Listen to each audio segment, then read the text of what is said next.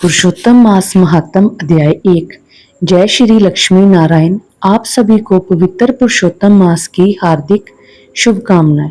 मान्यता है कि यह महीना पापों से मुक्ति पाने और भगवान नारायण की कृपा पाने का सबसे श्रेष्ठ समय होता है। इस पूरे पुरुषोत्तम मास में प्रतिदिन कथा, जरूरी नियम और भगवान नारायण के सरल उपाय हमारे चैनल पर अपलोड होंगे। पहले भी पुरुषोत्तम मास के ऊपर बहुत वीडियो अपलोड है, उन्हें जरूर देखिएगा। चैनल को सब्सक्राइब जरूर कर लीजिए। अब सुनिए पुरुषोत्तम मास महात्म अध्याय 1। सोचिए, अगर किसी को पता चल जाए कि उसकी मृत्यु केवल 7 दिन बाद होने वाली है और उसी समय सभा में एक 8 वर्ष का लड़का प्रवेश करे, जिसे देखकर बड़े बड़े ऋषि भी सम्मान में खड़े हो जाए। आखिर वह दिव्य बालक कौन था और क्यों पुरुषोत्तम मास की यह कथा आज भी इतनी चमत्कारी मानी जाती है। एक समय की बात है, पवित्र नैमिषारण्य तीर्थ में अनेक महान ऋषि मुनि यज्ञ और भगवान की भक्ति में लीन थे।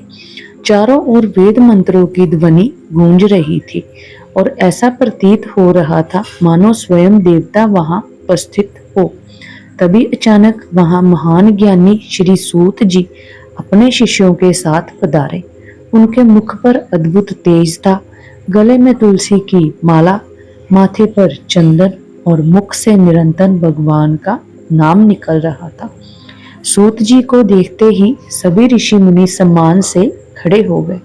उन्होंने हाथ जोड़कर कहा, हे सूत जी, इस संसार सागर में डूबते हुए जीवों के लिए ऐसी कथा सुनाइए जो मनुष्यों के पापों का नाश कर दे, जो दुखों को दूर कर दे और भगवान तक पहुंचने का मार्ग दिखा दे।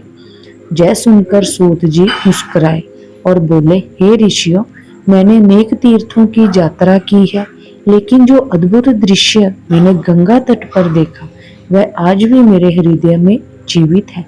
सभा में सन्नाटा छा गया।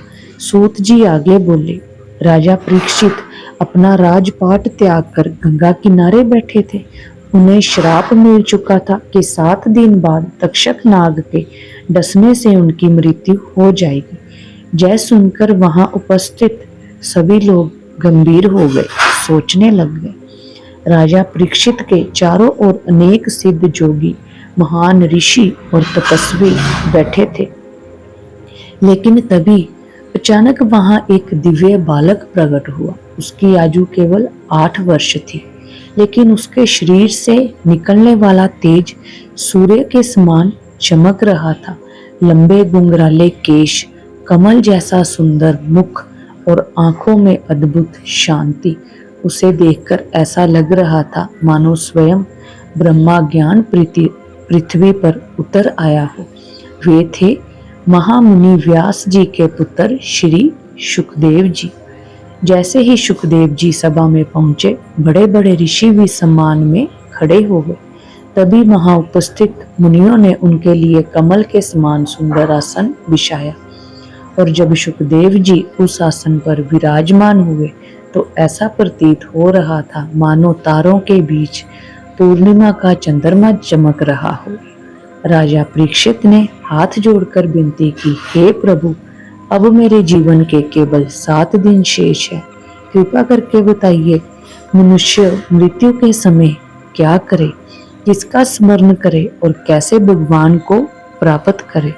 सभा पूरी तरह शांत हो गई।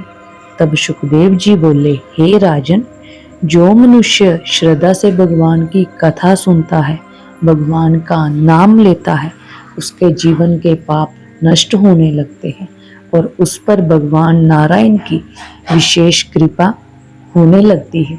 यहीं से प्रारंभ हुई पुरुषोत्तम मास की दिव्य और दुर्लभ कथा। लेकिन आखिर राजा परीक्षित को जय श्राप मिला कैसे था? कौन था तक्षक नाग?